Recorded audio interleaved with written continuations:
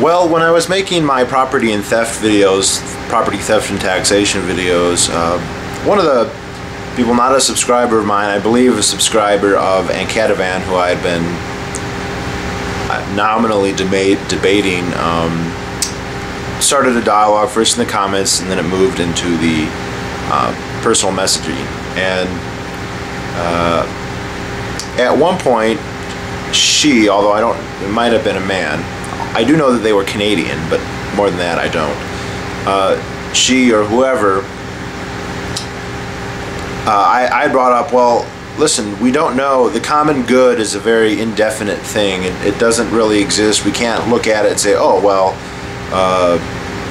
the common good is X, and so the state should provide X. We don't even know what the common good is. You can ask me, I'll give one answer. You can ask somebody else, they'll give another. And this person said, actually, we could, and that I should read the writings of Sam Harris on this. And the name didn't mean anything to me. It actually sounds like a very common name, and having heard it, I didn't think, oh my goodness, I know who that is. But she said, well, the person said, Sam Harris says that that the government should subsidize whatever the common good is, and so, you know, since education is a common good or healthcare is a common good, then the government should subsidize that. And before going into how unconvincing that is, I decided to look up Sam Harris, and it turned out I did actually know sort of who he was. Way back when I was in high school, I actually watched him give a lecture on C-SPAN. I think I was in high school. It was a long time ago. And the lecture was about how he's an atheist and how people should not be religious, and that being religious, and in this he was specifying Christianity, although when asked he would specify Judaism and Islam as well. He would say that he kept saying things like, people are dying for gods that do not exist. And at the time, when I was in high school, that's when I was the most likely to identify as atheist. Now, I'm not a Christian, I'm agnostic, and I would share many of the kind of things that a lot of atheists think about religious people, but I don't see that as a good way to define myself. And since then, people like Sam Harris strike me as hypocrites and extremely dangerous, because though they will criticize one mythology and ridicule it as stupid and backward and destructive, they have their own mythology that they believe in, which is, especially in today's society, but I would argue even throughout all history, many, many, many times worse than the alleged one that they are crusading against. And that, of course, is their religious belief in a state. Let me just begin by saying that, well, as if I hadn't already begun, his argument for the efficacy of government subsidy and provision of certain goods or services relies on circular reasoning and is very problematic. My assertion is that specified programs that are alleged to be the common good or for the common good, or that the general purpose or whatnot, are arbitrary and subjective. I first really became aware of this because whenever you talk to people who are agitating for greater government control of something, there's no uniformity in what it was that they would advocate. Sure, yeah, they'll say healthcare and food and shelter, but those are actually extremely vague. Those are enormously broad categories. To say that we want shelter, does that mean that we all get one hammock in a giant barracks, or that we each get a Taj Mahal? For healthcare, does that mean every smoker gets every operation they need, every overly obese person or A very unhealthy person gets all the medical care they want. Does that mean we all get all the elective eye surgery we want? Does that mean that every athlete who wants to get hundreds of hours of gym time and supplements for their muscles and extremely expensive exercise equipment, does that mean they all get that? Does that mean that people who are actually very healthy and don't use healthcare very much, are they just going to be taxed the same? And when you ask individual atheists, they'll give you different answers, which clues you in that there isn't some kind of objective reason for picking one or the other. It's whatever their personal preference is, they're going to say that's what they want. And this is the tendency with all appeals to the common good, is whatever I want, I'm going to say is the common good. And there's no good, I mean, that's the basis that it stands on. The other ones, well, the majority of people want it. Well, the majority of people doesn't make something right. This is something that if you're an atheist, you should be very, very aware of, because the majority of people are theists, especially in the United States. But this is still true in much of the more atheistic world. This is still true in Canada. The majority of Canadians believe in God. Now, is the type of evangelical Protestantism as common in Canada as in the United States? No, but even in Europe, even in places like Norway and Iceland, I think even there you're talking about, they might have majority atheists, I'm not sure. They have only tiny minorities that are church-going, but that doesn't mean that they're atheist. But needless to say, we can have religious minorities, and we can also have majorities who think things that are just ridiculous. That's demonstrably the case on all kinds of topics. And so to say, well, the majority wants something doesn't mean that it's for the common good. If the majority wants something that's going to literally destroy the country, destroy society, I mean, what if, not to go too far into this topic, but to kind of guess their likely leanings on this if you're a atheist, a lot of people think that, like, vaccinations are bad and that they cause autism or whatever. And without getting into whether they do or not, if you believe in vaccinations, would you say, well, if a majority thinks that we shouldn't have them, then we shouldn't, and then if a plague comes around, so what? I mean, you would probably say no, that's obviously a bad idea, but the majority say they want it. The other thing is, no poll I've ever seen, and polls are not very good ways to decide this anyway, is really going to be accurate, because you can ask, do you want universal health care, and you might get 80% people say yes, but that does not tell you what kind of care. Do they all want hospital service? Do they all, like, of a certain type? Do they want a doctor in their room wherever they go?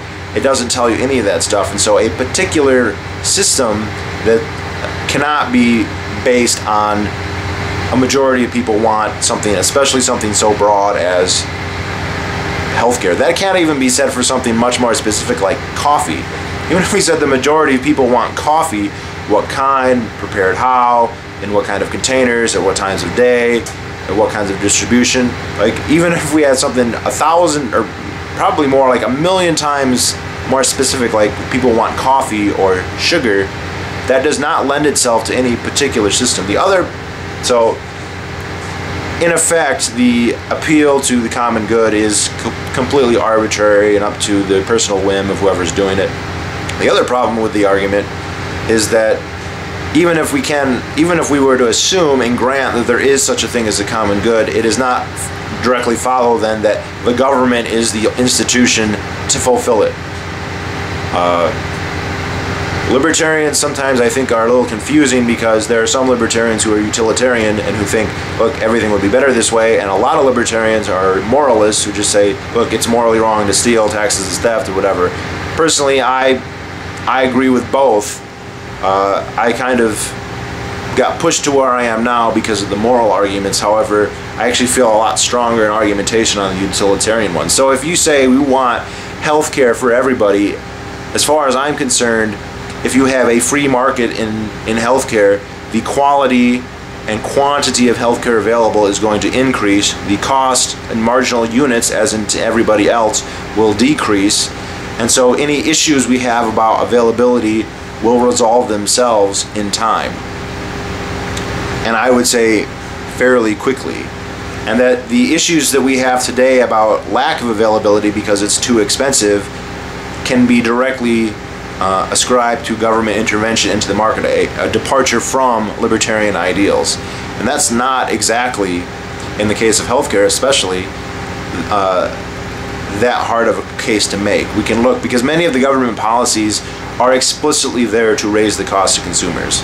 Licensure for doctors was brought about by the AMA so doctors could raise prices. You know, restricting the number of hospitals, restricting the number of medical schools, restricting the number of medical graduates, restricting the tasks, the make-work tasks that say a doctor has to do something even when a nurse or somebody else could very easily do it. All of that is designed to raise the cost to consumers. The patents, the copyrights, the restrictions on drug companies, all that's designed to raise the cost of consumers. Then there's a whole bunch of other regulations that aren't explicitly designed to do that, but they have that effect. The FDA, for one. The FDA's numerous regulations that basically mean any drug costs at least $1 billion and takes 10 years, those aren't at least stated to be there to raise the cost, but that is their effect. So even if we could say something like healthcare is a common good, which I do not grant that, by the way, but even if we did, that does not follow that the government should do it. And even most atheists accept this implicitly in other areas, because all of us agree that, I would think, that we need food, and yet I don't hear people saying we need the government to nationalize food production, distribution, and preparation. And yet food is, if anything, a more complicated, more time-consuming, more difficult market than healthcare or any of these other ones. So the wisdom of Sam Harris here and of Athiest is bunk. It's just stupid logic. It's not convincing at all. And I've used this one example, but all their justifications for the state in particular, or state generally, or specific programs in particular, they're not reasonable or rational. They rest on all kinds of assumptions. It's just like the dogma of Christians. It rests on the Bible. It's actually very ornate, and there's a lot of technique to it, and there's a lot of very intense reading of the Bible. But at bottom, you could say, well, since the Bible is suspect in some degree or another, then all these, very legalistic, scholarly interpretations of it are not with much merit. Similarly, the Atheists are going to start from these very shaky premises of, well, the common good, or what most people think, or a poll, and they're going to construct this elaborate social system that's going to serve everybody, is equally dubious. Now, the other thing is, in the case of Sam Harris, he is a bloodthirsty, warmongering bigot. Now, he's critical of Christians. Some people say he's not critical enough of Jews because there's a lot of allegations that he is Jewish or he's from Jewish background. Don't know. It doesn't matter. What I do know, though, is he is an absolute bloodthirsty warmonger when it comes to foreign policy. He has condemned Islam and Muslims, and he says that Islam is far, far worse than Christianity, and that he supports basically most, not every war the U.S. has got. Apparently he was against the Iraq war, or maybe Afghanistan, one of the two, but not the other one. He's not against using predator drones. He's not against what Israel does in the West Bank or to the Palestinians or to Lebanon. And this is just flaming hypocrisy, and it's not reasonable at all. The accusation, if we're going to be atheists and we're going to say there's no God and the Bible's bunk, sure, and then that means the Quran is as well, and both religions are equally dumb, or all three of the monotheistic religions are dumb. Although, a little diatribe here, if you look at the monotheistic trilogy there, of trinity of religions there is actually some interesting things about the Abrahamic God, or Abrahamic God. One is that apparently, as far as I can tell from every rendering I've ever heard, it is an ethical God, as opposed to the pagan deities that say the Greek or the Roman world. I don't know about the Hindu gods or not. You know, the Roman gods, basically, all they cared about is that you would worship them and that you would sacrifice to them. And they didn't really stipulate that you are supposed to act a certain way. Yahweh and God and Allah, they apparently do. Now, what ethical standards you're supposed to follow differs in terms of ideology, in terms of what doctrine and what various churches you have. But I actually do see a difference, and I kind of see them all unified as being believing in ethics, that you're personally supposed to do something, and I wouldn't be at all surprised if that had a very strong influence in the ascendancy of some of those societies later. Now, I'm not saying that's the case. I said I just wouldn't be surprised if that didn't have a role. But there's precisely no evidence that it is Islam that causes Muslims to be violent. This is, you know, for someone who is going to stand on a high horse of how scientific and reasonable that they are, this is a glaring problem, because there have been studies, Robert Pape, Dying to Win, probably the most important book in this area, that the factor that determines suicide terrorism more than any other is occupation. It has nothing to do with religion. In fact, Islam specifically forbids suicide. There are over 1 billion Muslims in the world, and there's not terrorism all over the Muslim world. You know, Americans get that impression because wherever there are Americans in the Muslim world, American government forces in that Muslim world, there's terrorism. And they think, oh, look, everywhere we go. No. Well, there are Muslims where there's no occupation, none of this happens. And they don't realize, oh, it's our intervention that's pissing the hell out of them. Just like we would, what do you think we would be doing if they were here? What did the Irish do when the English, ruled Ireland? That doesn't prove that Catholics are doomed to commit terrorist acts or suicide bombings. You know, Scotland Yard is really one of the premier experts on terrorism and explosives and all that, and that's because they had so much of it for so long, from first just the regular Irish, but then the IRA later for Northern Ireland, and even maybe some today, who knows. That doesn't mean that Irish people are inherently more deadly, because we have more Irish people in America than there are in Ireland, and they don't go around bombing things all the time. Unless they're in the military, then they go around killing people all the time. Afghanistan fights anyone who invades there all the time, but you have a hard time ever finding an Afghan engaged in a terrorist act outside of Afghanistan. Just read any book about the Soviet occupation. There are a number of times when suicide terrorism might have been useful to the Afghan cause, and it never happened because it was, quote, against their religion, according to the strain that the Afghans had. And if you look at Osama bin Laden and Al-Qaeda, they actually had rather extensive debates about whether or not they could use suicide terrorism. And interestingly enough, they never used Islam as a justification. Their justification for the use of suicide bombings is explicitly a secular one. Namely, we're very poor relative to our enemies, like the U.S. government and Israel. We're very weak relative to them.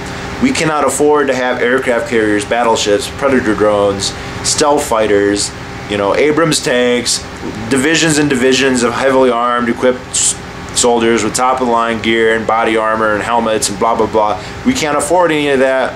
Best we can do is have a man be a suicide person. Just like in World War II, the Japanese started flying kamikaze planes. That does not mean that Buddhism or Shintoism is inherently suicidal or crazy. It means that they were desperate to win a war that they were losing terribly, and they turned to that tactic to do so.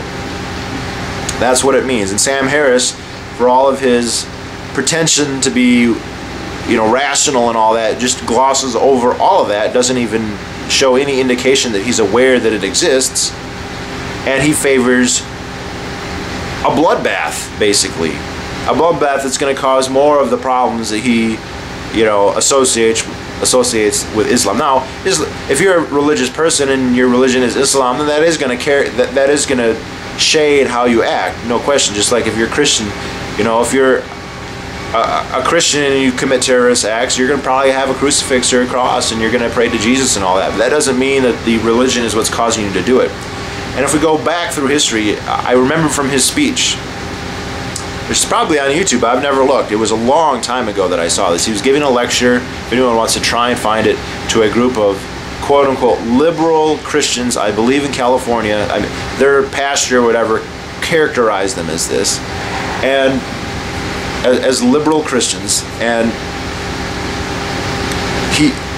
he said, people are dying for gods that don't exist.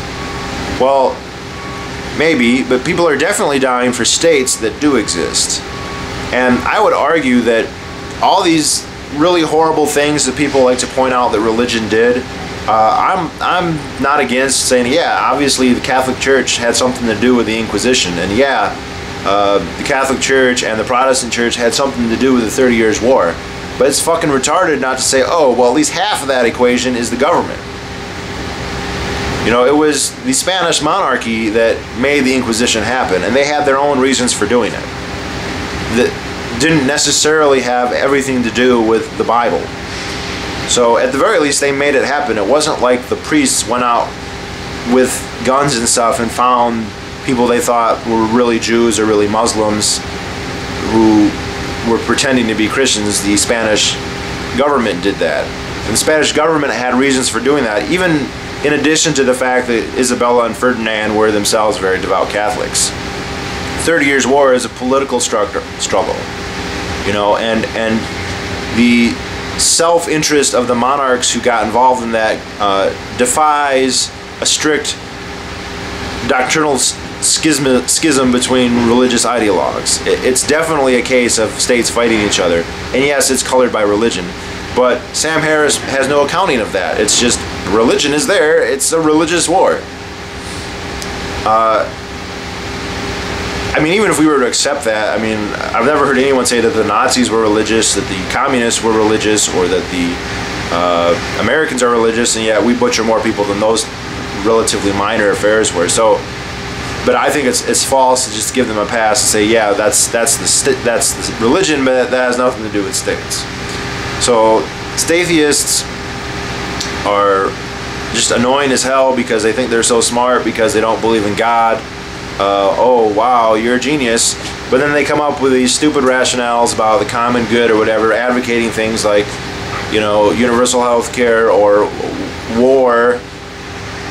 I mean, he says people are dying for gods they don't believe in. Yeah, and they're dying for oil that we do have, or if, you know, if that's the reason that we're fighting wars. I don't think that's the only one, but and I don't know how these people can get off their high horse, but they have a constituency. They have a lot of people out there who listen to them like, here we go, we've got, like, this guy's really smart. I don't know how you can get cred for saying you don't believe in God. I don't believe in Krishna or, you know, any of that. Does that make me a genius and everything I say is true and convincing?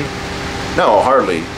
And because Sam Harris doesn't believe in the Abrahamic God, does that mean that he's a genius and that he's a political philosopher and he knows about economics and he has some kind of rational? No. And I haven't read his book, but from his statements that I've heard and from the arguments that others have put forward to me, there's nothing even remotely unique, convincing, or persuasive about his position. That's something that if you have to be in that choir to think that music sounds any good. And unfortunately, there's a lot of people in that choir, so that's it. If I can turn off my camera.